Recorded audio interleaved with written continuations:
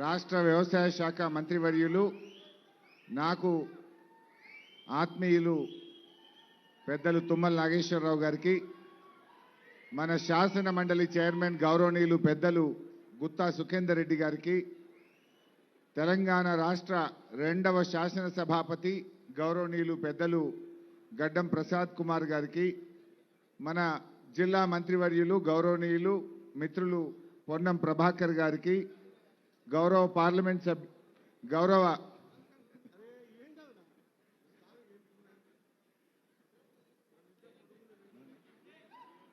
గౌరవ మంత్రివర్యులు పాలమూరు జిల్లా ముద్దుబిడ్డ మిత్రులు శ్రీహరి గారికి, గౌరవ పార్లమెంట్ సభ్యులు రఘునందన్ రావు గారికి, గౌరవ శాసన మండలి సభ్యులు దేశ్పతి శ్రీనివాస్ గారికి, గౌరవ శాసన మండలి సభ్యులు డాక్టర్ యాదవ్ రెడ్డి గారికి, మన దుబ్బాక శాసనసభ్యులు మిత్రులు కొత్త ప్రభాకర్ రెడ్డి గారికి, మన oil fed corporation chairman Raghavareddy గారికి, వేదిక మీద ఉన్న మన రైతు కమిషన్ చైర్మన్ పెద్దలు కోదండ్ రెడ్డి గారికి, కమిషన్ సభ్యులకు, మా జిల్లా కలెక్టర్ గారికి, అదేవిధంగా ఆయిల్ ఫెడ్ డైరెక్టర్ ఎండి గారు, వేదిక మీద ఉన్న అధికారులు, రైతు సోదర సోదరీమణులు, మీడియా మిత్రులు అందరికీ పేరు పేరున నమస్కారం తెలియజేస్తా ఉన్నా.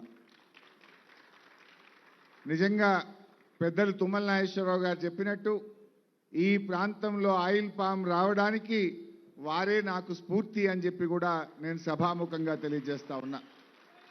2018వ సంవత్సరంలో నీటిపారుదల శాఖ మంత్రిగా ఉండి వారి ఆహ్వానం మేరకు నేను ఖమ్మం జిల్లాకు వెళ్ళాను. ఆ సాయంత్రం కూడా అక్కడే ఉండాల్సి వస్తే వారి తోట ఆయిల్ పామ్ తోటలోనే రాత్రి అక్కడే పడుకున్నాను. పొద్దున్నే 6 గంటలకు లేచి వారితో పాటు తోటంతా తిరిగాం. తిరిగి అన్ని విషయాలు చూస్తే చాలా సంతోషం అనిపించింది. అసలు రైతులు ఇంత ఆదాయం కలిగిన పంట మా ప్రాంతంలో ఎందుకు పండడం లేదు సిద్దిపేటలో అని చెప్పి చాలా విషయాలు తెలుసుకునే ప్రయత్నం చేశాను. ఊరంతా తిరిగితే మంచి బంగ్లాలు, ఇంటి ముందు కారు, మంచి గేటెడ్ కమ్యూనిటీ లాగా ఊర్లో ఒక పల్లెటూరులో అద్భుతమైనటువంటి భవనాలు చూసిన తర్వాత అరే మా రైతాంగానికి ఇలాంటి పంట ఎందుకు రావద్దు, మా ప్రాంతంలో మా రైతుల బతుకులు ఎందుకు మారొద్దు అని నాకు అక్కడ స్ఫూర్తి కలిగింది. సో ఆ 2018లో నేను హైదరాబాద్కి వచ్చి అప్పుడున్నటువంటి హార్టికల్చర్ కమిషనర్తో మాట్లాడి ఢిల్లీలో Indian institute of oil palm research అనేటువంటి ఆర్గనైజేషన్కు సిద్దిపేట ప్రాంతము, మెదక్, సంగారెడ్డి ఈ ప్రాంతంలో ఆయిల్ పామ్ పెట్టడానికి మీ శాస్త్రవేత్తలు పంపండి, మా ఏరియా సూట్ అవుద్దా కాదా అని చెప్పి లెటర్ రాయించాం. 2018లో Indian institute of oil palm research సైంటిస్టులు ఈ ప్రాంతానికి వచ్చి తిరిగి ఇక్కడ ఆయిల్ పామ్ పెడితే పంట బండదు, రాదు అని చెప్పి వెళ్ళిపోయారు. ఏంటి ఎందుకు అంటే గాలిలో తేమ శాతం లేదు. గాలిలో తేమ ఉంటేనే ఆయిల్ పామ్ పండుతుంది. సత్తుపల్లి ఖమ్మం జిల్లా, కొత్తగూడెం జిల్లా సముద్రానికి 150 కిలోమీటర్ల దూరంలో ఉంది కనుక అక్కడ గాలిలో తేమ శాతం ఉండి అద్భుతమైన పంట పండుతుంది, ఈ ప్రాంతంలో అవకాశం లేదు అన్నారు. తర్వాత కాళేశ్వరం ప్రాజెక్టు పూర్తయి అనంతగిరి, రంగనాయక సాగర్, మల్లన్న సాగర్, కొండపోచమ్మ సాగర్, పైన గౌరవెల్లి ఈ ప్రాజెక్టులన్నీ పూర్తయి చెరువులు నింపుకున్న తర్వాత ఇక్కడ కూడా గాలిలో తేమ శాతం పెరిగింది. అప్పుడు మళ్ళీ 2021లో Indian institute of oil palm research సైంటిస్టులను పిలిస్తే మీ ప్రాంతంలో ఇప్పుడు గాలిలో తేమ శాతం పెరిగింది, వాగుల్లో చెక్ డ్యాములు కట్టారు, చెరువులు నింపారు, పెద్ద పెద్ద రిజర్వాయర్లు వచ్చినాయి, ఇప్పుడు ఆయిల్ పామ్కు సిద్దిపేట ప్రాంతం సూటబుల్ అని చెప్పి ఆ రోజు వాళ్ళు చెప్పారు. ఆనాటి ముఖ్యమంత్రి కేసీఆర్ గారితో మాట్లాడి 2021 జనవరిలో జరిగిన కేబినెట్ మీటింగ్లో ఈ సిద్దిపేట ప్రాంతాన్ని ఆయిల్ పామ్ ఈ ఆయిల్ ఫెడ్ కార్పొరేషన్కు అలాట్ చేస్తూ కేబినెట్లో నిర్ణయం 2021 మార్చిలో జీవో ఇవ్వడం జరిగింది. 2021 మార్చిలో ఆయిల్ ఫెడ్కు ఈ ప్రాంతాన్ని కేటాయిస్తూ జీవో ఇచ్చారు. మరి మొక్కలు పెట్టాలి కదా, ఫ్యాక్టరీ వచ్చినా మాలు సరుకు ఉండాలి, గెలలు ఉండాలి. అంటే గెల రావడానికి 3 ఏళ్ళు పడుతుంది. మరి ఆయిల్ పామ్ తోటలుంటే ఫ్యాక్టరీ వస్తుంది తప్ప తోటలు లేకుండా ఫ్యాక్టరీ రాదు. ఈ ప్రాంతంలో నర్సరీ లేదు. అప్పుడు పెద్దలు తుమ్మల నాగేశ్వరరావు గారితో మాట్లాడి అక్కడ అశ్వరావుపేట, సత్తుపల్లి నర్సరీల నుంచి మొక్కలు తెచ్చి 2021 జూన్ 5వ తారీఖు ఇదే నంగనూరు మండలం రామచంద్రాపూర్ గ్రామంలో కమలాదేవి అనే రైతు పొలంలో వెళ్ళి మొదటి మొక్క నేను నాటాను. రెండవ మొక్క ఆ పక్కనే రామచంద్రాపురం గ్రామంలో ఎల్లారెడ్డి అనే రైతు గారి పొలంలో రెండవ మొక్క నాటాను. అలా రైతులతో రెగ్యులర్గా కాన్ఫరెన్స్ కాల్ పెట్టి మీటింగులు పెట్టి ప్రోత్సహించి 12,000 ఎకరాలు ఆ రోజు బీఆర్ఎస్ ప్రభుత్వ హయాంలో ఈ ప్రాంతంలో మొక్కలు నాటాం. అదే క్రమంలో మరి ఫ్యాక్టరీ కట్టడానికి ఆ రోజు 300 కోట్ల రూపాయలతోని ఆనాటి కేబినెట్ ఆయిల్ ఫెడ్ కార్పొరేషన్ అనుమతిస్తూ నిర్ణయం తీసుకున్నది. 300 కోట్లతో ఇక్కడ అధునాతన టెక్నాలజీ మలేషియన్ టెక్నాలజీతో కట్టాలని, ఇక్కడే విద్యుత్ ఉత్పత్తి జరగాలని, ప్రతి పొల్యూషన్ ఫ్రీ జీరో లిక్విడ్ డిశ్చార్జ్తో ఈ ప్లాంట్ కట్టాలని, అదేవిధంగా రిఫైనరీ కూడా కట్టాలని ఆ రోజు నిర్ణయం తీసుకోవడం జరిగింది. మరి ఆ రోజుల్లోనే ఆనాటి వ్యవసాయ మంత్రి నిరంజన్ రెడ్డి గారి చేతుల మీదుగా ఈ ఫ్యాక్టరీకి శంకుస్థాపన చేసినాం, టెండర్లు పిలిచాం. టీజీఐఐసి ద్వారా 2022 సంవత్సరంలో ఈ భూమిని కూడా కేటాయించి ఈ ప్రాంతంలో ఈ ఫ్యాక్టరీ రావడానికి కృషి చేశాం. అయితే ఇక్కడ గౌరవ స్పీకర్ గారు, చైర్మన్ గారు వస్తూ మా అడ్లూరు లక్ష్మణన్న గారు, శ్రీహరన్న గారు, లక్ష్మణన్న యాదకి వచ్చిండే, ఆయన కూడా మంత్రి కదా, నీ మిత్రుడే. మా శ్రీహరన్న గారు రాంగ చూసి ఉంటారు. రాంగ చూస్తూ కాళేశ్వరం కాలువ నీళ్లు బారుతున్నాయి. ఎడమవైపు పచ్చటి పొలాలు, కుడివైపు పచ్చటి పొలాలు. మీ రోడ్డు మీద వస్తుంటే రోడ్డు కింద పారుతున్న కాళేశ్వరం కాలువలను దాటుకుంటూ వచ్చారు మీరు. ఇవాళ ఈ ప్రాంతంలో ఈ ఫ్యాక్టరీకి ఇప్పుడు ఈ నిమిషంలో LSM 9 ద్వారా ఇక్కడ పెద్ద పాండ్ కట్టాం. 20 కోట్ల లీటర్లు పట్టే పాండుకు ఈ నిమిషానికి కాళేశ్వరం నీళ్ళు వచ్చి పడతా ఉన్నాయి. అంటే ఆయిల్ ఫామ్ ఫ్యాక్టరీకి నీళ్లు చాలా ముఖ్యం. కాళేశ్వరం LSM 5 కెనాల్ ద్వారా 20 కోట్ల లీటర్ల పాండుకు ఆ రోజు నేను కొబ్బరికాయ కొట్టి మా హయాంలోనే పూర్తి చేశాం. ఆ పాండు నీళ్లతోనే ఈ ఫ్యాక్టరీ నడుస్తూ ఉంది. బట్ ఐ షుడ్ థ్యాంక్ పెద్దలు తుమ్మల నాగేశ్వరరావు గారు. హృదయపూర్వకంగా వారికి నేను ధన్యవాదాలు తెలుపుతా ఉన్నా. రాజకీయాలకు అతీతంగా వారు రైతు శ్రేయోభిలాషి. తుమ్మల గారు రైతు శ్రేయోభిలాషి, ముఖ్యంగా ఆయిల్ పామ్ రైతుల శ్రేయోభిలాషి. ఆయన గారు ఎక్కడ కూడా ప్రభుత్వం మారినా ఫ్యాక్టరీ పనులు ఆపాలనే ఉద్దేశంలో లేకుండా వేగవంతంగా ఫ్యాక్టరీ పూర్తి చేయడానికి వారు కృషి చేసినందుకు వారికి నేను ప్రత్యేకంగా ధన్యవాదాలు కూడా తెలియజేస్తా ఉన్నా. సో ఈరోజు ఈ ఫ్యాక్టరీ ఇక్కడ వచ్చిందంటే కాళేశ్వరం జలాలు ఈ భూమిని ముద్దాడడం వల్ల, ఈ ప్రాంతంలో తేమ శాతం పెరగడం వల్ల, ఈ జిల్లాలో రిజర్వాయర్లు కట్టడం వల్ల, ఈ ప్రాజెక్టు ద్వారా చెరువులు నింపడం వల్ల ఈ ప్రాంతంలో ఆయిల్ పామ్ సాగుకు యోగ్యంగా మారింది. నేను గౌరవ మంత్రి గారిని కూడా కోరుతా ఉన్నా. ఈ మధ్య నేను రైతుల్ని కలిసినప్పుడు సెకండ్ లైన్ ఆఫ్ డ్రిప్ ఒకటి ఇప్పించండి అని రైతులు పదే కోరుతున్నారు. మొక్క పెరిగినాక నీళ్లు సరిపోతలేవు. సెకండ్ లైన్ వేయాలంటే సొంత డబ్బులతో వేసుకోవాల్సి వస్తుంది. ప్రభుత్వం ఇంత చేస్తూ ఉంది కదా, ఆ రెండవ లైన్ డ్రిప్ కూడా ఇప్పించాలని చెప్పి కోరుతా ఉన్నారు. దయచేసి మంత్రి గారు ఆయిల్ పామ్ రైతుల పక్షాన మీరు హెల్ప్ చేయాలని చెప్పి కూడా కోరుతా ఉన్నా. నాకు చాలా సంతోషం ఏంటంటే మొన్న రాష్ట్ర ప్రభుత్వం ఉత్తమ ఆయిల్ పామ్ రైతులను హైదరాబాద్లో సన్మానించారు. అది మా సిద్దిపేట జిల్లా అక్కనపల్లి గ్రామానికి చెందినటువంటి మా నాగేందర్ అనే రైతు అవార్డు అందుకున్నాడు.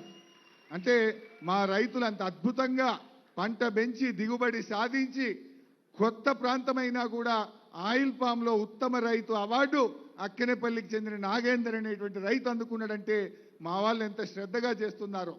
నాకు ఈ మధ్య ఈ ఫ్యాక్టరీకి వచ్చి అధికారులతో మాట్లాడితే, సార్ మాకు ఆయిల్ రేషియో కూడా బాగొస్తుంది, సత్తుపల్లి కంటే అక్కడ అశ్వరావుపేట ఫ్యాక్టరీ కంటే కూడా ఇక్కడ క్రషింగ్లో ఆయిల్ రేషియో చాలా బాగొస్తుంది, ఈ ప్రాంతం ఆయిల్ పామ్కు బాగా సూట్ అయింది, ఇక్కడ వచ్చే పండు మరి మంచి నూనె కూడా ఉత్పత్తి అవుతా ఉంది, ధర కూడా ఎక్కువ వస్తుంది సార్ రైతులకు అనేటువంటి విషయం ఇక్కడ అధికారులు కూడా చెప్పారు.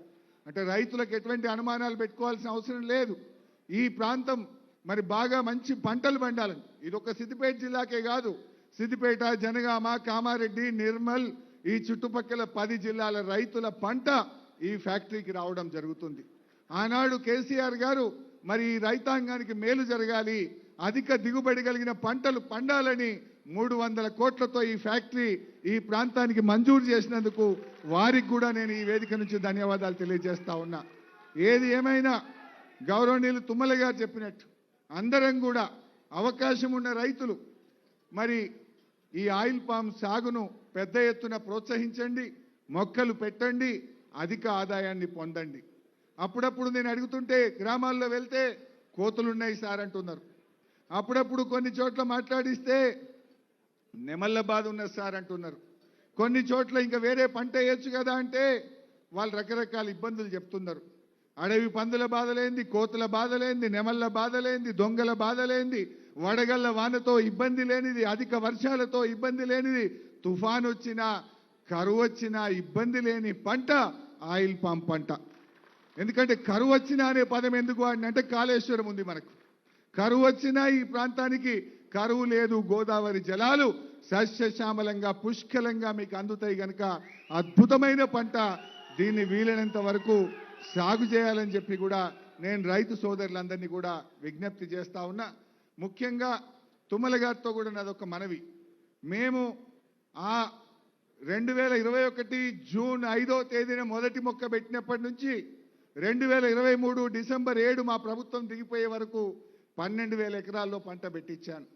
బట్ ఈ 2 ఏళ్ల 3 నెలల్లో కేవలం 2,000 ఎకరాలు మాత్రమే యాడ్ అయింది. ఆ ఫోర్స్ పోయింది, ఆ డైరెక్షన్ మిస్ అవుతా ఉంది. అధికారులు నేను మా కలెక్టర్లకు, పాత కలెక్టర్ ఇప్పుడున్న కలెక్టర్ కూడా ఎప్పుడు గుర్తు చేస్తూనే ఉంటాను, ప్రోత్సహించండి ప్రోత్సహించండి అని చెప్తున్నా. కానీ ఎంతైనా మేము ప్రతిపక్షమైనం. ప్రభుత్వంలో ఉన్న మీరు మంత్లీ రివ్యూ తీసుకుంటే కానీ, చీఫ్ సెక్రటరీ రివ్యూ తీసుకుంటే కానీ రైతులకు ప్రోత్సాహం ఇస్తే తప్ప పెరగట్లేదు. ఈ 2 ఏళ్ల 3 నెలల్లో మా జిల్లాలో పెరిగింది 2,000 ఎకరాలు మాత్రమే. ఎక్కడో మళ్ళీ ఆ లింక్ మిస్ అయింది, ఆ సీరియస్నెస్ మిస్ అవుతా ఉంది. నా లక్ష్యం అట్లీస్ట్ ఒక 50,000 ఎకరాలు ఈ జిల్లాలో రావాలనేటువంటిది నా కోరిక. వాస్తవానికి ఈరోజు తెలంగాణ రాష్ట్రంలో ఖమ్మం జిల్లా తర్వాత ఇవాళ అత్యధిక ఆయిల్ పామ్ సాగు ఎక్కడ జరుగుతుందంటే అది సిద్దిపేట జిల్లాలో జరుగుతూ ఉంది. ఇది ఇంకా పెరగాలి. ఇంత పెద్ద ఫ్యాక్టరీ కట్టినందుకు, కాళేశ్వరం జలాలు తెచ్చినందుకు నా రైతుకు ఆదాయం వచ్చినప్పుడే దానికి ఒక అర్థం, పరమార్థం. గదే వరి పెడితే, గదే మనము సన్ఫ్లవరో మొక్కజొన్న పెట్టుకుంటే 50,000 60,000 మిగులుతున్నాయి. కానీ 1,50,000 మిగిలే విధంగా, ఎకరాన 2 లక్షలు మిగిలే విధంగా నా రైతుకు మేలైతే నా జన్మకు సార్థకత. నాకు కావాల్సింది అంతకు మించింది ఏం లేదు. అన్నీ చూసాం, ఎమ్మెల్యే చేశాం, మంత్రి చేశాం. కానీ రైతుల కళ్ళల్లో ఆనందం కావాలి. సత్తుపల్లిలో తుమ్మల గారి గ్రామంలో ఏ బంగ్లాలు, ఏ కార్లు అయితే రైతుల ముందు, ఇళ్ల ముందు చూశానో అది నేను బతికుండంగా నా ప్రాంత రైతుల ఇండ్ల ముందు చూడాలన్నదే నా కోరిక. అంతకు మించిన కోరిక ఏం లేదు. సో దయచేసి ఈరోజు ఇంత మంచి కార్యక్రమం మా తుమ్మల గారు ప్రత్యేకంగా నేను అసెంబ్లీలో పిలిచి నువ్వు రావాలి తప్పకుండా అని వారు పర్సనల్గా నన్ను ఆహ్వానించారు. వారంటే నాకు ఎంతో గౌరవం, వారి మీద ఎంతో ప్రేమ ఉంది. అందువల్ల వారికి ఈ కార్యక్రమాన్ని, ఈ ఫ్యాక్టరీని పూర్తి చేసే కార్యక్రమం చేసినందుకు సంతోషం.